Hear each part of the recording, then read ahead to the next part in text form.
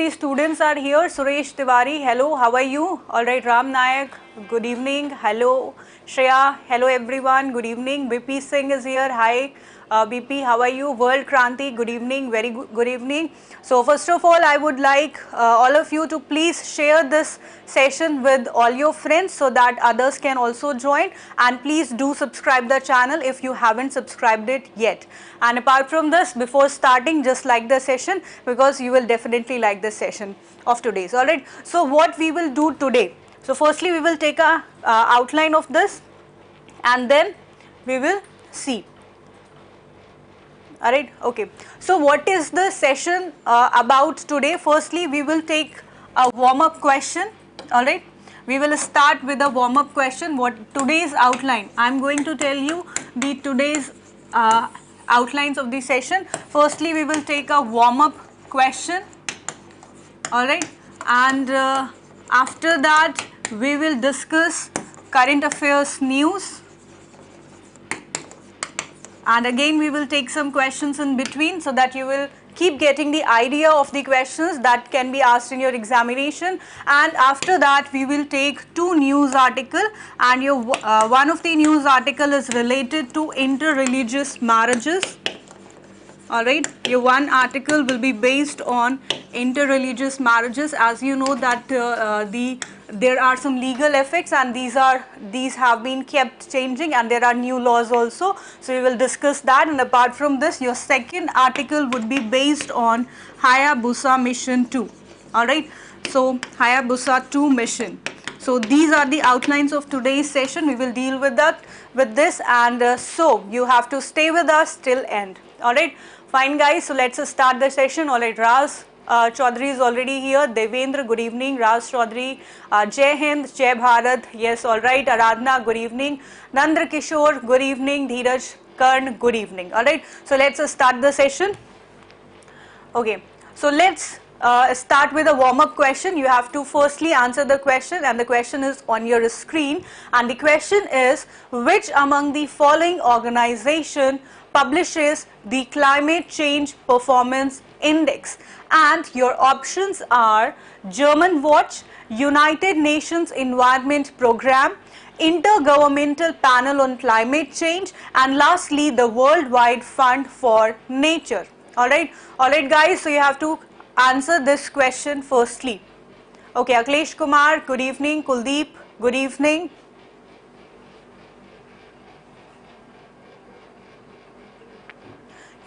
Please answer this question first, and then we will start our current affairs session.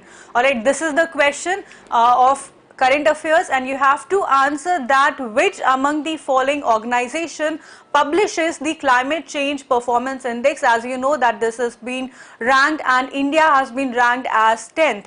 Alright, Savesh has answered the question as option number C. Alright, Mod Vadia Bhavesh is answering the question as B. Dheeraj is answering B. Nand Kishore D. Alright, Sachin Tripathi B. Kuldeep is answering the question as B. Alright.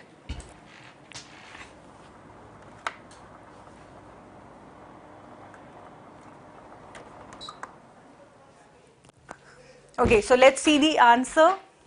Alright, Sachin has answered the question B, Kuldeep B, World Kranti B, Akhilesh Kumar Rai B. Alright, see guys, your answer is absolutely wrong. I knew that you would answer this question as United Nations Environment Programme. I know very well, but although the question is related to Climate Change Performance Index, but the answer is not B. You are relating this keyword of climate change to this environment program, but the answer is absolutely wrong. Why so? Because you do this such type of guesswork in your exam also. That is why I have taken up this question. Alright, so what is the correct answer? Your correct answer is German Watch. Alright, it is an organization which publishes two types of indexes. One is the Climate Change Performance Index, and the next is Global Climate Risk Index. Global Climate Risk Index.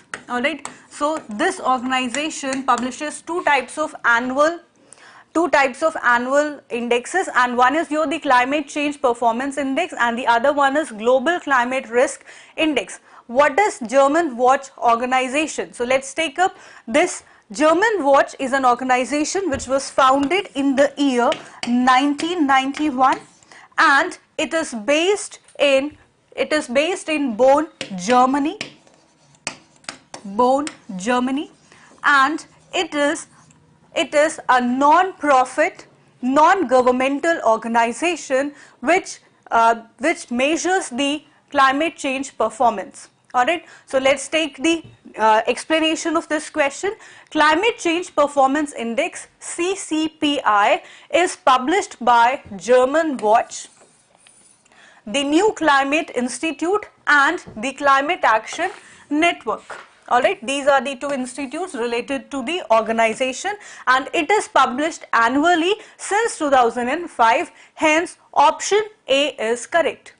Kuldeep, German Watch is an organization like you have United Nations Environment Program. It is a organization based in related to United States, United Nations, and its headquarter is in Nairobi, Kenya. Similarly, German Watch is also an organization.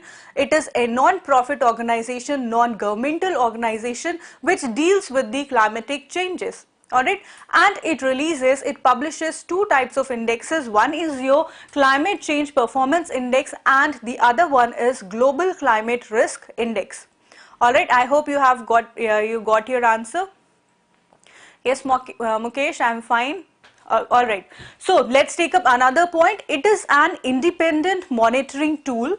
Alright, CCPI is an independent monitoring tool for tracking the climate protection performance of around 57 countries and the European Union. Alright, so what does it do? It is an independent monitoring tool which tracks the climate protection performance of around 57 countries and the European Union. Apart from these countries together generate 90% plus of global greenhouse gas emissions. Alright, so it measures the amount of greenhouse gas emissions. Apart from this, it also measures renewable energy, climatic changes and other factors also. And based on these, it releases the ranking of the countries and how they perform on climatic basis.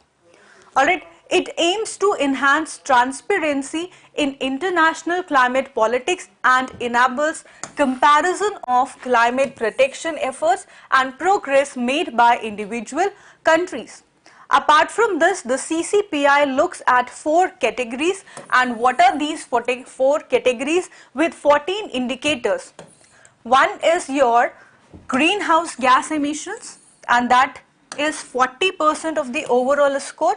Apart from this, renewable energy and that too 20%, energy use 20% and climate policy 20%. So these are the 4 factors which are the measurements, and based on these factors the ranking of the countries is made. Alright, okay. Mukesh Kumar, Hindi ma'am please. Mukesh, this class is based, class is especially for the English medium students. If you want the class in Hindi medium, then you can watch the sessions of Imran San. Alright, okay. Rampal ji, this class has started since 6 p.m. Alright. Pradeep, yes, definitely I'll take the UP special class also, don't worry. Alright, so guys, please like the session and share it with your friends till then. Alright, okay, let's move to the next point. India is ranked 10th, as you know that the rank of India, if the question is asked in your examination that what is the rank of India based on climate, based on CCPI, that means Climate Change Policy Index, Climate Change Performance Index. So what is the rank of India? It is 10th. And it scored 63.98 points out of 100 in CCPI 2021.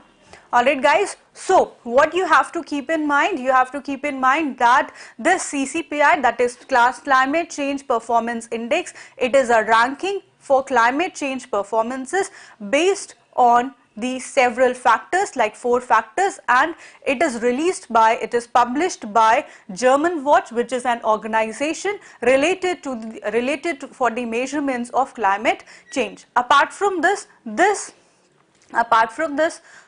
organization also publishes one more indicator, one more index, and that is Global Risk Climate Index. Alright. Alright, World Kranti, you shall join for IS pre-January. Yes, sure, World Kranti, you are most welcome. Mukesh, hello. Rampal, ji, ma'am, class ki time. Yes, Rampal, your class timing is from 6 p.m. every day, every week. Alright, from Monday to Saturday. Subodh, very good evening. How are you?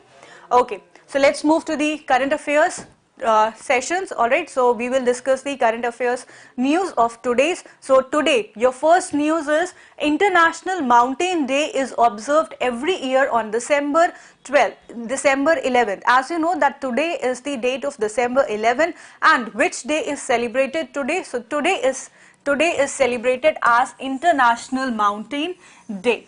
Alright, apart from this, it is a United Nations designated day to celebrate the rich biodiversity as well as address the threats mountains face. Apart from this, mountain biodiversity is the theme of International Mountain Day 2020. Alright, so mountain biodiversity is the theme for International Mountain Day 2020. You have to keep it in mind, and this question is a definite question for your examination. Apart from this, mountains cover about 27% of the Earth's surface. So, this International Mountain Day is started from the year 2003. So, we celebrate this year since 2003. You have to keep it in mind. Alright. Aradhana, yes, I am very well, I am very fine.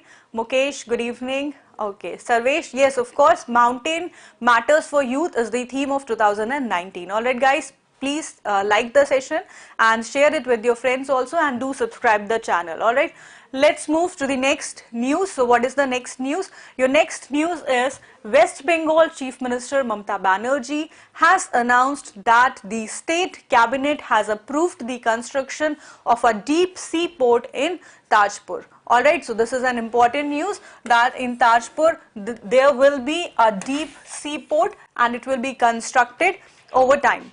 Apart from this, Tajpur deep sea port will be built at a cost of 15,000 crores and it will generate employment for 25,000 people. Apart from this, it will be the state's first deep sea port. Mark it as a star question for your examination.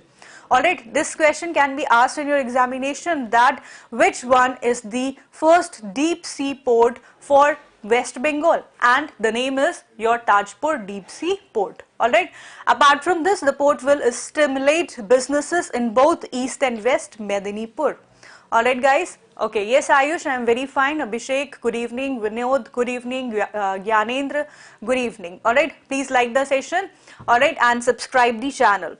Alright, let's move to the next news. So what is your next news? You have seen today that CCPI is published by German Watch. Next, you have also seen that today is International Mountains Day, and there will be a deep sea port in Tajpur, West Bengal. And let's move to the next news now. So next news is Maldives has lost the opportunity to host the 11th edition of Indian Ocean Island Games, IOIG.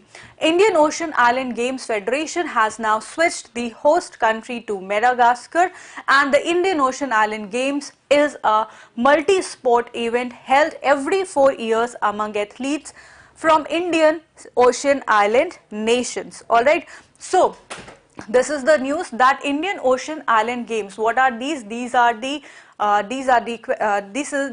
games which were started in the year of 1979.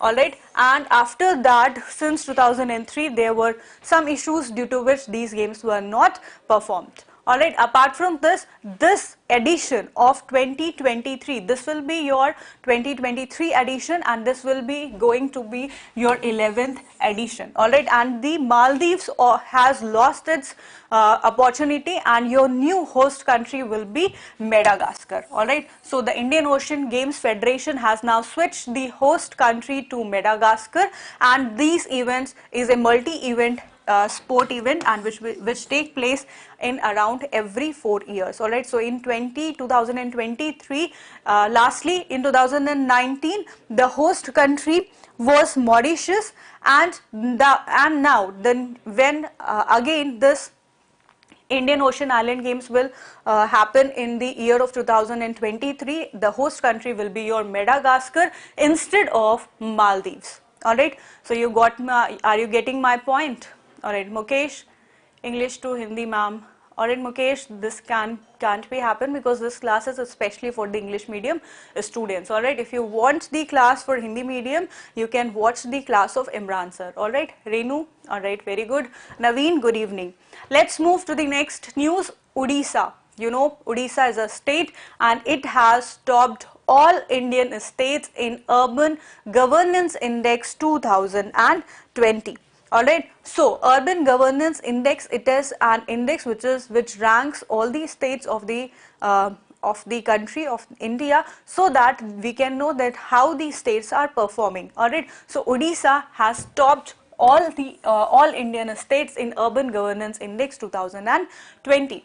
And who is at the bottom? So Nagaland ranked at the bottom. Alright, apart from this, Maharashtra, Chhattisgarh, Kerala, Madhya Pradesh followed Odisha to round up to top 5, and which are the last countries, which are the bottom countries. So Jharkhand, Arunachal Pradesh, Meghalaya and Manipur scored the lowest to rank just above Nagaland. If we talk about the National Capital Territory of Delhi, so it ranked as 13th. Alright, so what is the rank of Delhi? It is ranked as 13th. And which country has topped the which state has topped the list? So it has been topped by Odisha. Alright, okay. Sirish is here. Good evening, Sirish, how are you?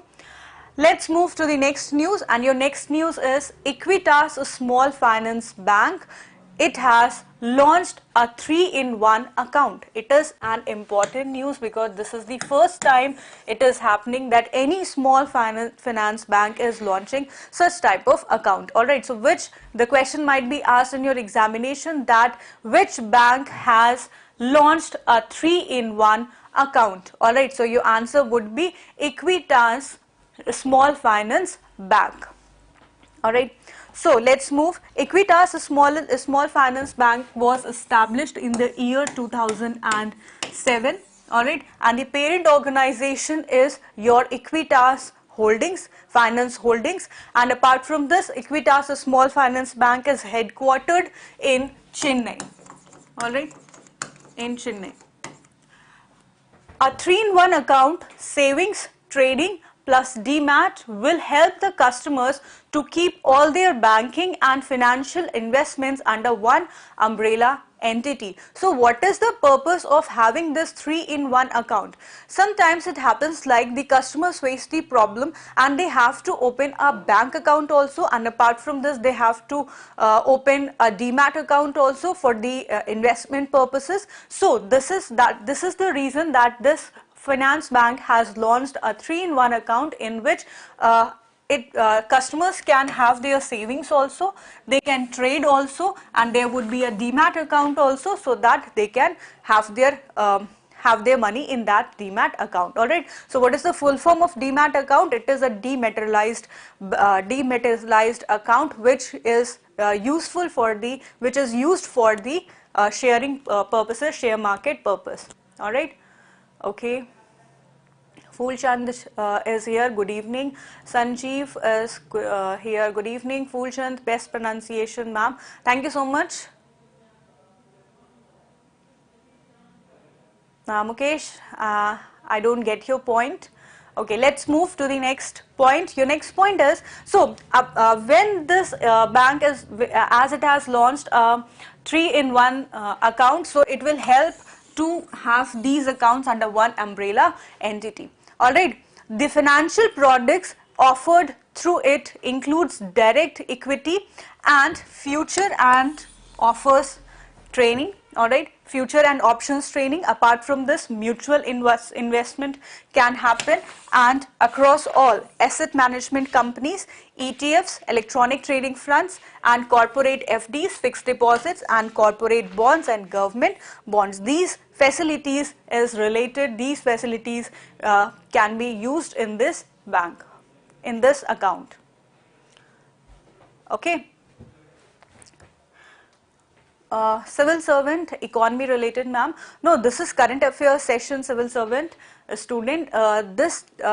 Here we will deal with every topic, and next we will discuss some news article. Alright, so here is a question for all of you guys, so that you can have an idea that what type of questions can be asked in your exam. Alright, so let's take the question. Consider the following statements with respect to Havana syndrome. I hope you have heard the name as Havana syndrome, that what is it, and it is, there are two options like number 1 and number 2. Your first option is, your first statement is, it is associated with neurological illness, and your next option is, next statement is, directed microwave radiation is perceived to be possible cause of this syndrome. Alright, so you have to answer the question that which of the above statements is or are incorrect. Alright, and your options are 1 only, 2 only, both 1 and 2, and your last option is neither 1 nor 2. Mukesh, good speech, thank you so much. Guys, please like the session and share it with your friends to the maximum, so that others can also benefit from the session, and do subscribe the channel if you haven't subscribed it yet. Alright, okay, so Piecing is answering the option number A, alright, 1 only, and Dheeraj is answering as C. Okay, civil servant student is answering the question as B, alright.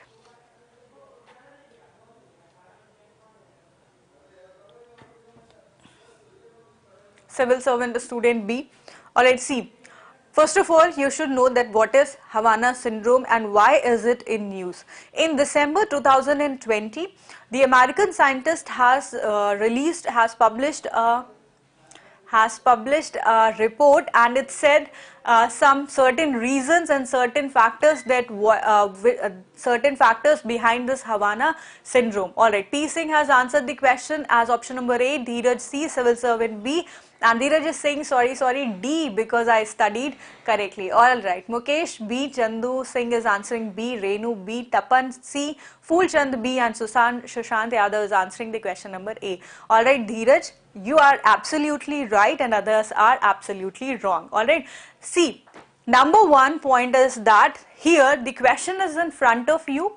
Alright, here the question is in front of you, and what does the question says?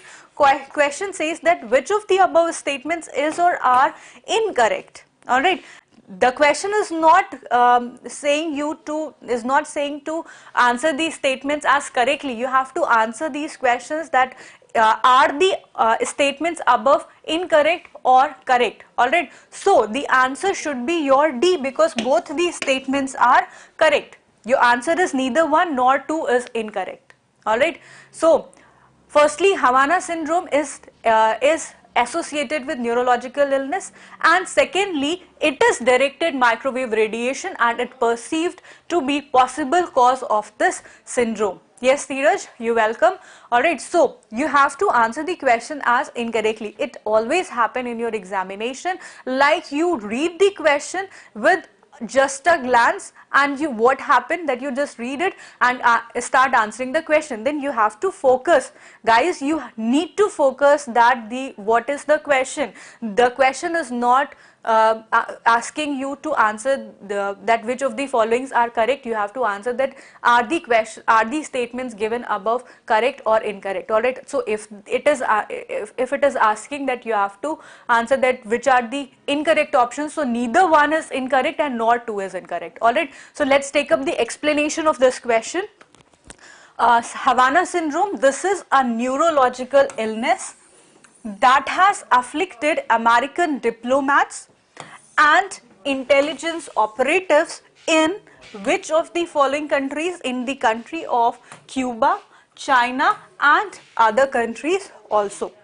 The symptoms of the syndrome include nausea, dizziness, fatigue and cognitive difficulties also.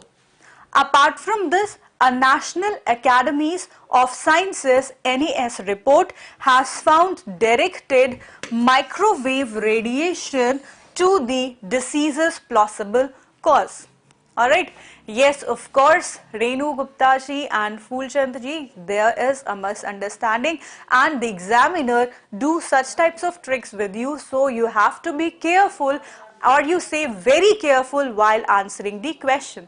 Alright, that is why I have taken questions in between, so that you can get an understanding that what type of questions and what are the tricks that examiner make to fool you. Alright, so you now you know very well that the question was asking you to answer the statement as incorrect. So neither one nor two of the options of the statements are incorrect, because Havana syndrome is a neurological illness and it is also found that directed microwave radiation is the plausible cause for behind this Havana syndrome. Alright, let's move to the next point.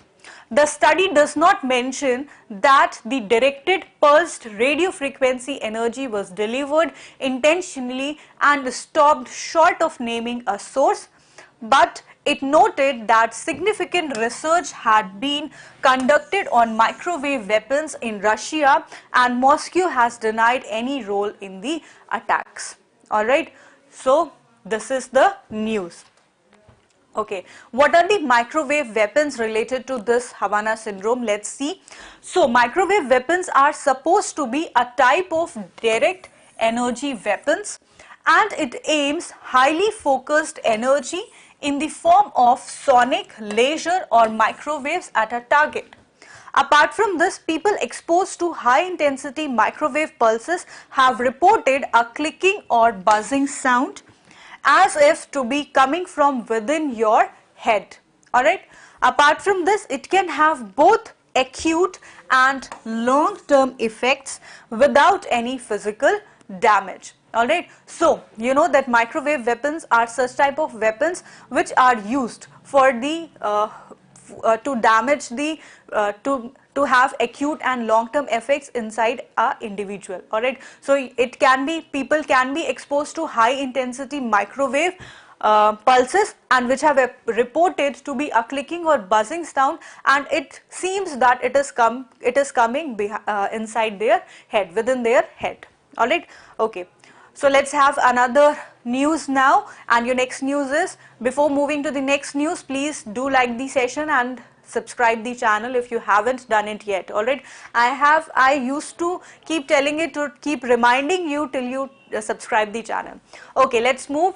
The leaders of Iran and Afghanistan inaugurated the first railway link between the two countries. Alright, so now the news is very important, because the two of the countries, that is Iran and Afghanistan, is having their relations, friendly relations between them, and inaugurated the first railway link. It is the first railway link, so it is important between the two countries, and the $75 million project began in 2007 with Iran funding construction on both sides of the border as part of its development assistance to Afghanistan, and it would also enhance trade links across the region. Alright, so guys, you have to know that which of the two countries have inaugurated the first railway link between them, and your options might be there like Iran and Iraq, Iran and Syria, Afghanistan and Iraq, and one option might be there, Iran and Afghanistan. So what will be the answer? Your answer would be Iran and Afghanistan. Alright, so this is an important question. Alright, let's move to the next news. Indian actor Sonu Sood, as you know him very well, that he is a philanthropist and he has worked a lot at the time of pandemic, during lockdown. So Indian actor Sonu Sood has been named as the #1 South Asian celebrity in the world. And he has been honored for his philanthropic efforts during the COVID-19 pandemic. A 47-year-old Bollywood star beat off tough global competition to top the 50 Asian celebrities in the world list. Apart from this, the list was published by United Kingdom based weekly newspaper Eastern Eye. So by which it is published, the list was published by United Kingdom weekly newspaper Eastern Eye. Alright, so this question might be asked in your examination, that who has been named the #1 South Asian celebrity in the world, and your answer is Sonu Sood. Alright, Dhananjay, my study point. Alright, good evening.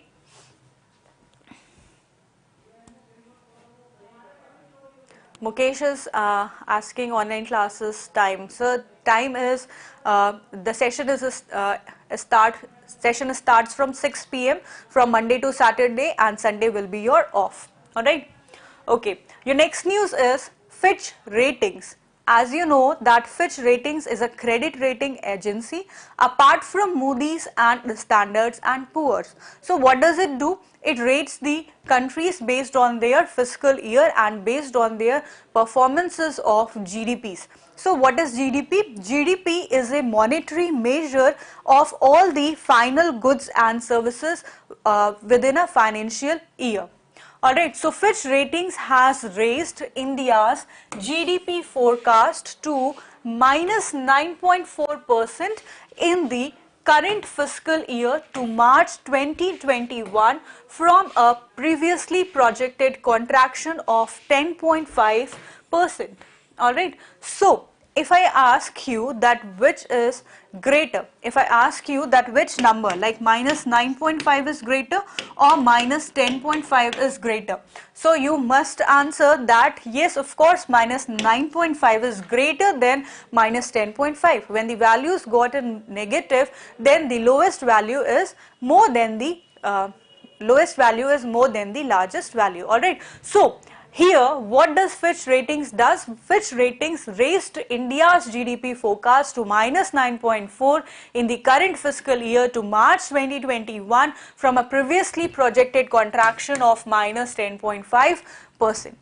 The projection compares to a GDP growth of 4.2% in 2019-20, April 2019 to March 2020 fiscal, and 6.7% annual expansion between 2015 and 2019. Alright, so the question might be asked that what is that Fitch Ratings has raised India's GDP forecast to what percent in the current fiscal year to March 2021? And you will get both the options as -9.5% also, and the other option will also be there, that is -10.5%. But you don't have to confuse while answering the question. Earlier the rating was -10.5%, but now the rating is -9.4%. Alright, so are you all getting my point? If you are getting my point, please say yes in the comment section. Alright, let's move to the next news. Your next news is the Air Forces of Pakistan and China commenced a joint exercise designed to deepen practical cooperation and improve the actual combat training level of the two sides on December 9, 2020. Alright, so the Air Forces of Pakistan and China commenced a joint exercise. Now both our neighboring countries, that is Pakistan and China, they have commenced a joint exercise which is designed to deepen practical cooperation and improve the actual combat training level of the two sides, and that is on December 9, 2020. Alright, so the joint Air Force exercise called Shaheen Eagle 9 started at an operational air base of the Pakistan Air Force in Sindh province. Alright, so what is the name of the joint exercise of Pakistan and China? The name is Shaheen Eagle 9 and it is started at an operational air base of the Pakistan Air Force in Sindh province, and apart from this, the first such drill was held in Pakistan in March 2011. Alright, okay, Dheeraj Khan, alright, fine, very good. Mukesh, share me, ma'am. Okay, what you want to be shared. Okay, Surendra Kumar is here. Okay, Surendra, good evening. Naveen, all right, fine guys. So I hope you all are getting my point. So let's move to the next point. Before that, please do like the session and share it with your friends so that others can also benefit from the session. Alright, so apart from this, we are also having a GS World IS Pieces Institute named app, so you can download it from Play Store and get the other information like other batches and other information, and you can join that batch also. Alright, so like we are having a UPPCS pre-mains batch for the session of 2021 21 and later on for English medium students also. Alright, okay, Chef Khan, okay, fine. Next move to the last news of today's, and your last news is Amitabh Bachchan, Shah Rukh Khan, Akshay Kumar, Ranveer Singh, Alia Bhatt and Hrithik Roshan feature in the Forbes list of most influential celebrities on social media in the Asia Pacific region. Alright, so Forbes has published a list of most influential celebrities on social media, and which are the names that have been ranked in the list. Your names are Bollywood actor Amitabh Bachchan, Shah Rukh Khan, Akshay Kumar, Ranveer Singh, Alia Bhatt and Hrithik Roshan. They all have featured in the Forbes list of most influential celebrities on social media in the Asia Pacific region. Alright, so question might be asked in your examination that which of the following is being not named as the is not featured in the Forbes list of most influential celebrities on social media, and you will get the names like Amitabh Bachchan, Shah Rukh Khan, Akshay Kumar, alright, Kapil Sharma, or you can get the name of Sonu Sood. So you should know the answer that Sonu Sood and Kapil Sharma is not the answer. Alright, so these names you have to remember all the names so that you can eliminate the wrong answer. Alright, okay. In the inaugural 100 Digital Stars list, Forbes Asia highlights celebrities who managed to remain active using social media to raise awareness and even helped causes like COVID-19 relief. Alright, okay, so let's move to the next question. Okay, next is your news article. Alright, so today we will take a news article based on inter-religious marriages and the legal effects and the legality behind these. Alright, so let's start this session. Interfaith marriages. Alright, what are the interfaith marriages and what are the controversies surrounding love jihad? Alright, as you know that there is a big and burning news, that is divorce of Tina Dabi, that is IS topper of 2015, and Athar Khan. They both were the toppers of 2015 IS batch, and they are the most educated persons in India.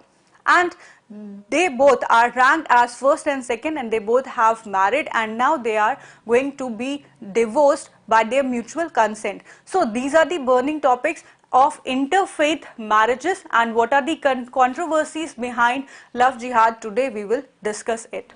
So what is the context? With Uttar Pradesh leading the way, a set of states now plan to pass laws to end what they call love jihad. So firstly you should know that what is love jihad. So love jihad, also called Romeo jihad, is an alleged activity under which young Muslim boys and men are said to reportedly target young girls belonging to non-Muslim communities and for conversion to Islam by feigning love. So this is no legal sanction to political terms such as love jihad. So there is no legal sanction behind this, so it is a wrong way. Even though individual reports have spread, all official investigations in India launched in 2009 and 2010, 12 and 2014 have found no evidence of the activity. So that is why it is a burning issue these days.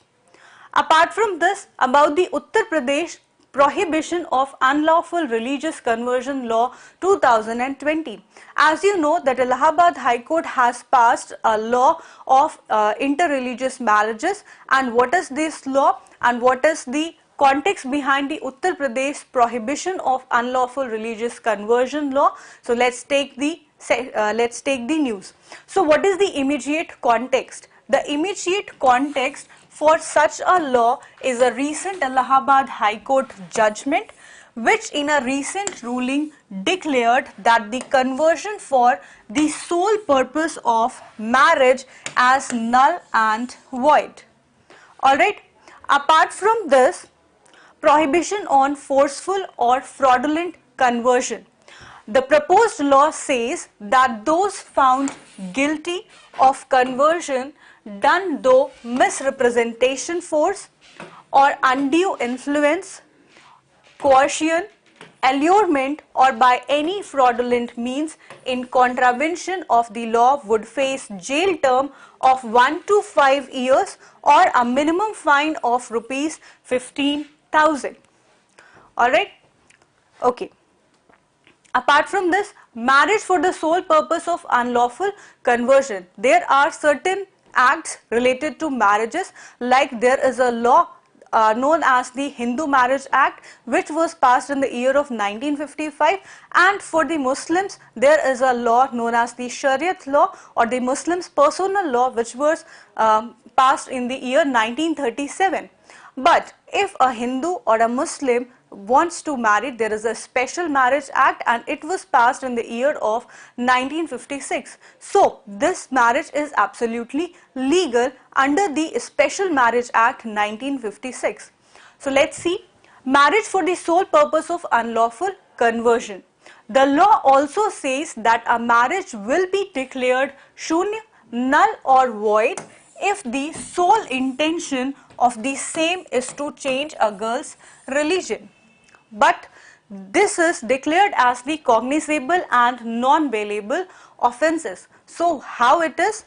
Notwithstanding anything mentioned in the Code of Criminal Procedure Act 1973, all the offences under this law shall be cognizable and non-bailable and triable by the Court of Sessions. So what is the cognizable offence? This is the offence where a police officer, as per the first schedule or under any other law, can or time being in force, can arrest the convict without warrant, and without the permission of court it can be triable. Alright, apart from this, approval for conversions. Now what is the new law? According to the new law, anyone wanting to convert into another religion would have to give it in writing to the district magistrate at least 2 months in advance. Upon receiving the information, the said officer will conduct an inquiry to real intention, purpose and cause of the proposed religious conversion. If the proposed conversion contradicts the provision of this law, it would be illegal and void. Alright. Okay, Dheeraj Khan is asking that, ma'am, what is null and void? Null and void means that it is not legal. Alright, it is absolutely illegal. If any girl or boy of Hindu or religion or Muslim religion marries another girl or boy with Hindu or Muslim religion, then that type of marriages are considered to be as null and void. Alright, considered as illegal, but it is legal under Special Marriage Act 1956. Alright, okay. So let's have the burden of proof. So who will have the burden of proving or the burden of proof? It would be the responsibility of the one going for the religious conversion to prove that it is not taking place forcefully or with any fraudulent means. In case any violation is found under this provision, then one faces a jail term from 6 months to 3 years and a fine of minimum rupees 10,000. Alright, so these are the things, these are the legality or legal effects of this interfaith marriages, which is a very critical topic or which is a very burning topic these days. Alright Rahul, good evening. Okay, Naveen, all discussing news crystal clear, very good, thank you so much. Okay, please do like the session if you haven't liked it yet, and please subscribe the channel and share it with your friends. Alright, okay, let's move to the next point. What are the criticism of UP law? As you know that there are Uttar Pradesh law is there, and what this is very much criticized. So why this is criticizing, and what is the interference with personal liberty regarding this law? As you know that the law plans to outlaw religious conversion which may take place for marriage purposes. This interferes with personal liberty. Alright, you know that marriage is a personal right of every individual, and it is the decision of the boy or the girl to whom they want to marry. Alright, so this will interfere in the personal liberty of the person, curtails freedom of religion, and it also curtails freedom of religion. How? As you know that based on Article 25 to 28 under the Constitution, an Indian citizen is guaranteed the freedom to practice any religion of his or her choice. The above UP law curtails this freedom, and that is why it is being criticized continuously. The state wants to intervene not only in the citizen's private relationship with God, but also in the choice of their spouse. Alright. Apart from this, it is also against Article 21, that is right to life. How is it? The right to marry a person of one's choice is integral to Article 21 of the Constitution. Intimacies of marriage lie within a core zone of privacy which is inviolable, and the choice of a life partner, whether by marriage or outside it, is part of an individual's personhood and identity. Alright, so this law, this UP law that is being declared by, given by Allahabad High Court is also against Article 21, that is right to life. Okay, it is also against right to privacy. Alright, these are the legal effects or legality behind this interfaith marriages or the Uttar Pradesh law. It is also against right to privacy. How is it?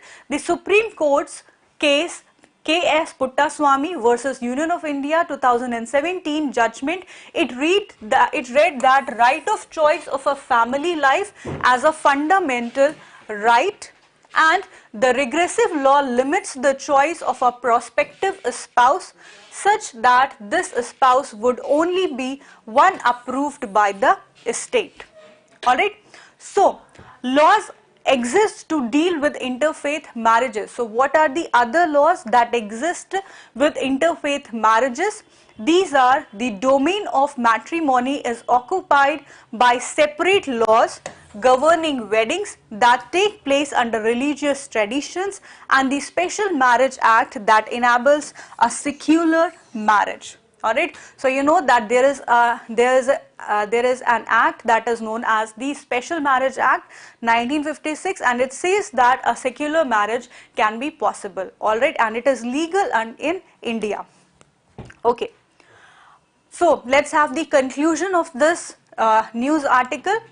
As India is a free and democratic country, and any interference by the state in an adult's right to love and marry has a a chilling effect on their freedoms. And what type of freedoms are there? You know, this is against freedom of privacy, against freedom of against right to life and their choice of their spouse. All right, SP Yadav is here. Good evening.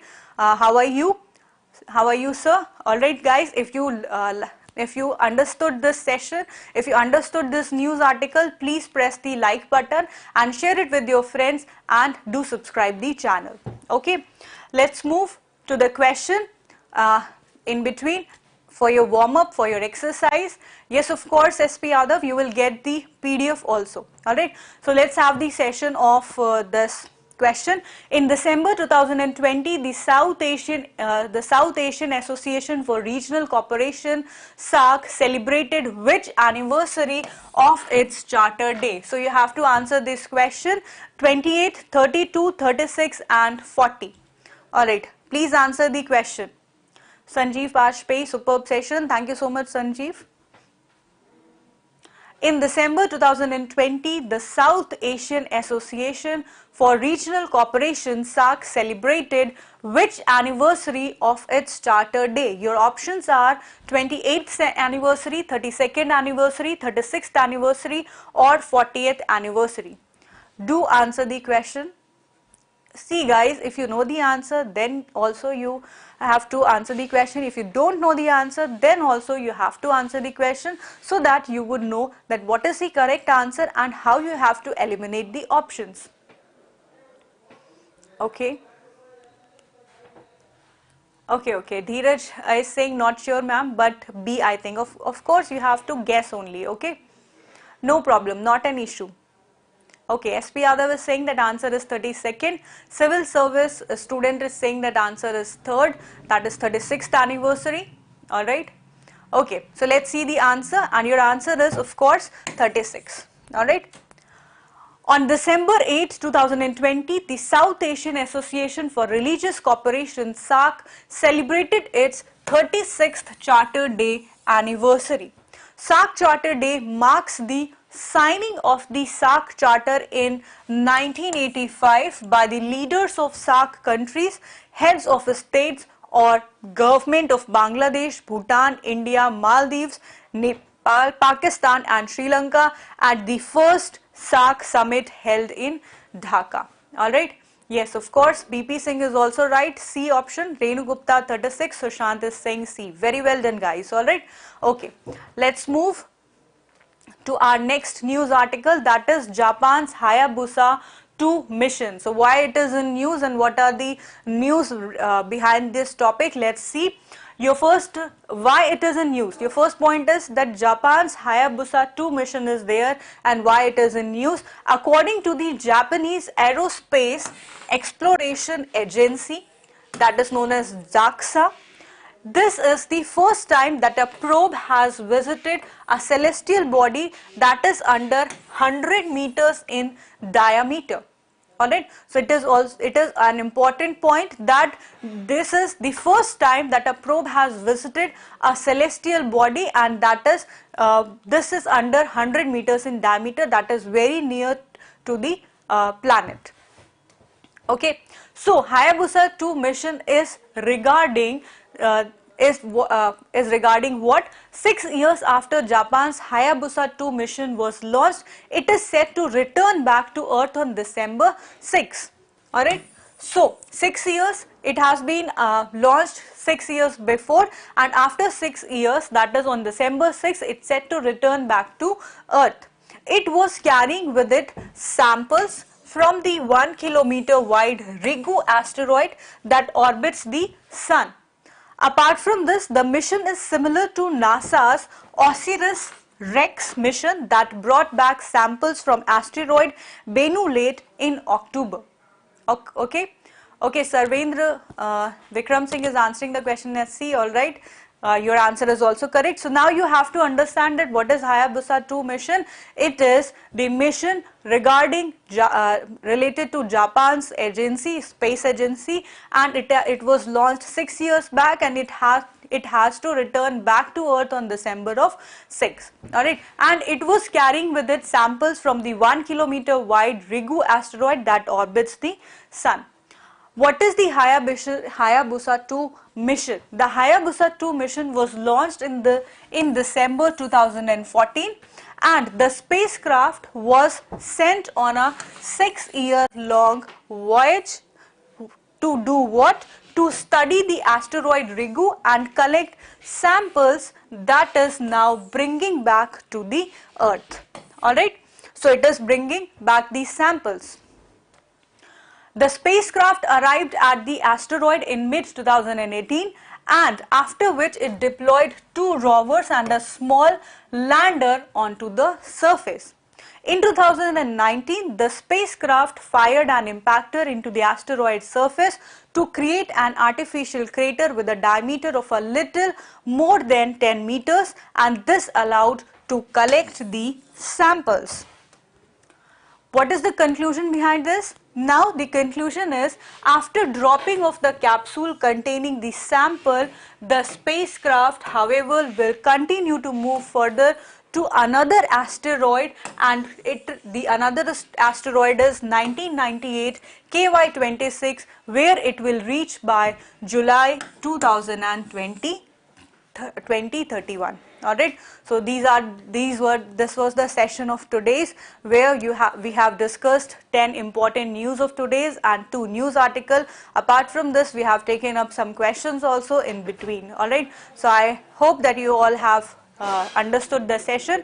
Alright, Vikram, the class timing is 6 p.m. Alright, from Monday to Saturday your class runs at 6 p.m. daily, and Sunday will be your off. Alright guys, so lastly, you have to like the session and share it with your friends, and join our Telegram channel named as GS World IS. You have to join this session for PDF and other notification of the videos. Alright guys, thank you so much.